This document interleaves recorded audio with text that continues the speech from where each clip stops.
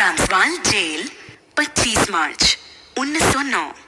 प्रिय पुत्र, प्रतिमास एक पत्र लिखने और एक पत्र प्राप्त करने का अधिकार मुझे मिलता है।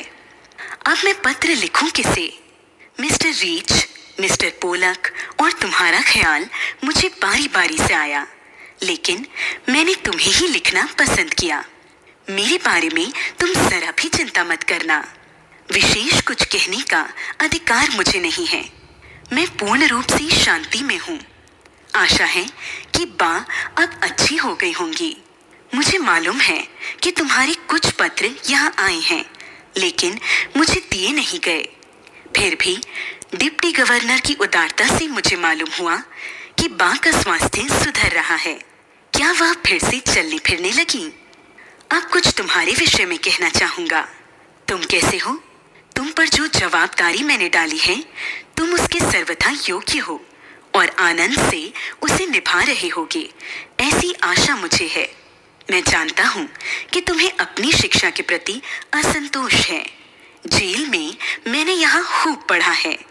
इससे मैं यही समझता हूँ कि केवल अक्षर ज्ञान ही शिक्षा नहीं है। सच्ची शिक्षा तो चरित्र निर्माण और कर्तव्य का बोध है। यदि यह दृष्टिकोण सही है तो मेरे विचार से तो यह बिल्कुल ठीक है। तो तुम सच्ची शिक्षा प्राप्त कर रहे हो। इससे अच्छा और क्या हो सकता है?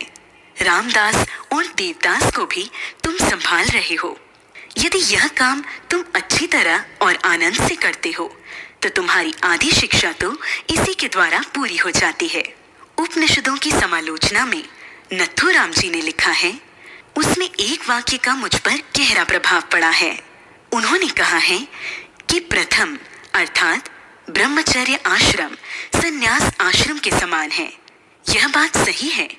आमोद प्रमोद एक निश्चित आयु तक ही शोभा देता है। 12 वर्ष की उम्र के बाद बच्चों को जवाबदारी और कर्तव्य का भान होना चाहिए।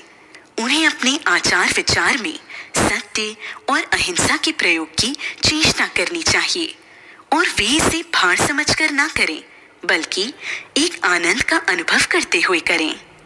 यह आनंद कृत्रिम भी नहीं होना चाहिए। यह सरल और स्वाभाविक होना चाहिए। मुझे राजकोट के कई ऐसे लड़के याद आते हैं। मैं स्वयं भी जब तुमसे भी काफी छोटा था तो मुझे अपने पिताजी की सेवा करने में बहुत आनंद मिलता था। 12 वर्ष की आयु के बाद आमोद प्रमोद का बहुत ही कम बल्कि नहीं के समान ही अवसर मुझे मिला है। संसार में 3 चीजें महत्वपूर्ण हैं।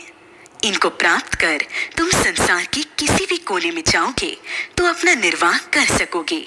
ये 3 बातें हैं, अपनी आत्मा का, अपने आप का और ईश्वर का सच्चा ज्ञान प्राप्त करना। इसका मतलब यह नहीं कि तुम्हें अक्षर ज्ञान नहीं मिलेगा। वह तो मिलेगा ही, लेकिन तुम उसकी चिंता करो यह मैं नहीं चाहता। इसके लिए तुम्हारे पास अभी बहुत समय है। अक्षर ज्ञान तो इसलिए होता है कि जो कुछ तुम्हें मिला उसे तुम दूसरों को दे सको। इतना और याद रखना कि अब से हमें गरीबी में रहना है।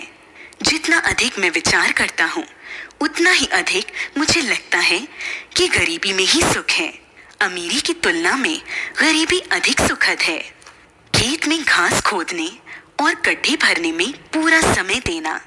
भविष्य में तुम्हें अपना जीवन निर्वाह इसी से करना है। मेरी इच्छा है कि अपने परिवार में तुम एक योग्य किसान बनो। सभी औजारों को सदा साफ और सुव्यवस्थित रखना। अक्षर ज्ञान में गणित और संस्कृत पर पूरा ध्यान देना। भविष्य में संस्कृत तुम्हारे लिए उपयोगी सिद्ध होगी। ये दोनों विषय बड़ी उम्र में सीखना कठिन है। संगीत में भी बराबर रुचि रखना। हिंदी, गुजराती और अंग्रेजी के चुने हुए भजनों और कविताओं का एक संग्रह तुम्हें तैयार रखना चाहिए। वर्ष के अंत में तुम्हें अपना यह संग्रह बहुत मूल्यवान प्रतीत होगा। काम की अधिकता से मनुष्य को घबराना नहीं चाहिए और न यह सोचना चाहिए कि यह कैसे होगा और पहले क्या करूं। शांत चित्त से विचार पूर्वक तुमने यदि सभी सद्गुणों को प्राप्त करने की चेष्टा की तो तुम्हारे लिए ये बहुत उपयोगी और मूल्यवान प्रमाणित होंगे। तुमसे मुझे यह भी आशा है कि घर खर्च के लिए जो भी तुम खर्च करते हो उसका पैसे पैसे का हिसाब रखते हो। मुझे यह भी आशा है कि तुम रोज शाम को नियम पूर्वक प्रार्थना करते होगे और रविवार को वेस्ट के यहाँ भी प्रार्थना में जाते होगे। सूर्योदय से पहले उठकर प्रार्थना करना बहुत ही अच्छा है। प्रार्थना प्रयत्न पूर्वक एक निश्चित समय में ही करनी चाहिए। यह नियमितता तुम्हारी अपने जीवन में आगे चलकर बड़ी सहायक सिद्ध होगी।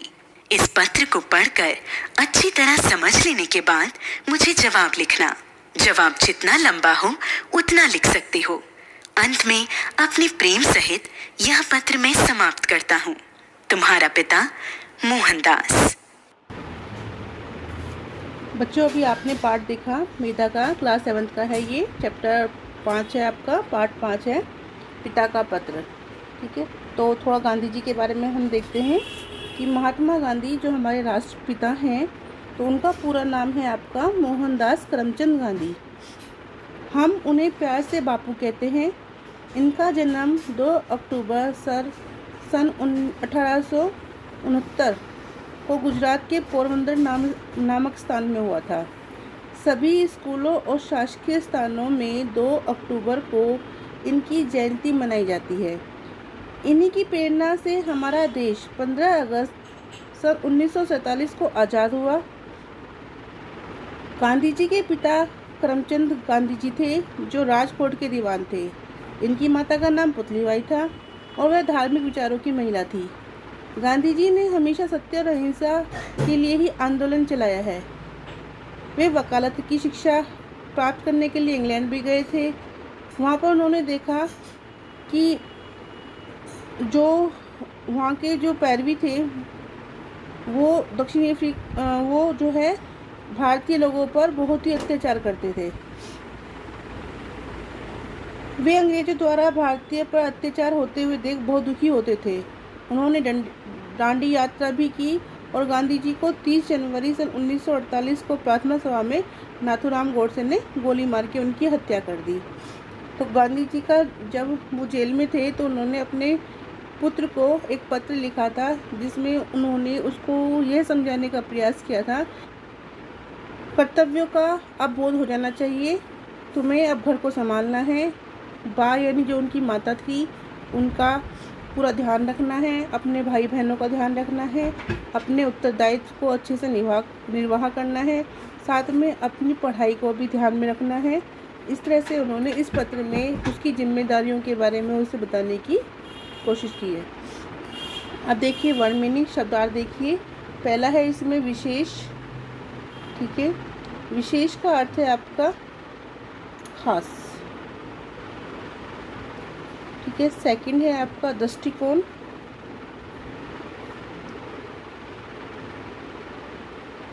दृष्टिकोण का अर्थ होता है आपका नजरिया। आप नजरिया भी कह सकते हो या सोचने का तरीका, दोनों सही है। सोचने का तरीका, राइटिंग थोड़ी ऐसी आ रही है। फिर है ब्रह्मचर्य। ब्रह्मचर्य का अर्थ है आपका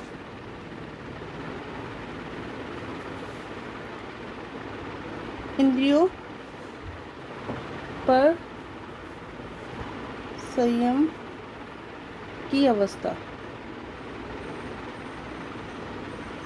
ठीक है, इसके बाद देखिए महत्वपूर्ण दिया हुआ है। महत्वपूर्ण में है जरूरी या विशेष।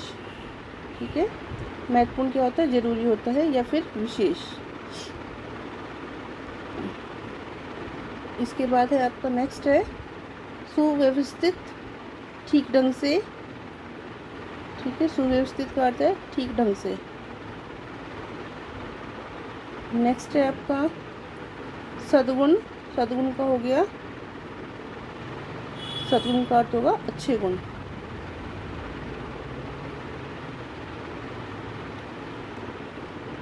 ठीक है, फिर है जवाब उत्तर। सर्वथा। सर्वथा का अर्थ है आपका पूरी तरह से। फिर है आपका समालोचना। समालोचना का अर्थ है आपका गुण दोष पूर्ण दोषों का विवेचन। ठीक है। फिर कृत्रिम हो गया नकली। फिर है जीवन निर्वाह, जीवन बसर करना। फिर है आपका मूल्यवान, मूल्यवान का अर्थ होता है कीमती। फिर है नियमितता, नियम पालन। फिर है पत्र, पत्र का तो आपको पता ही है, चिट्ठी भी कहते हैं इसे। ये आपके हो गए वर्ड मीनिंग। तो ये चैप्टर कंप्लीट हो गया। नेक्स्ट वीडियो में इसके क्वेश्चन आंसर करेंगे। तब तक के लिए take care. Thanks for watching. For next video you can comment below. See you in the next one.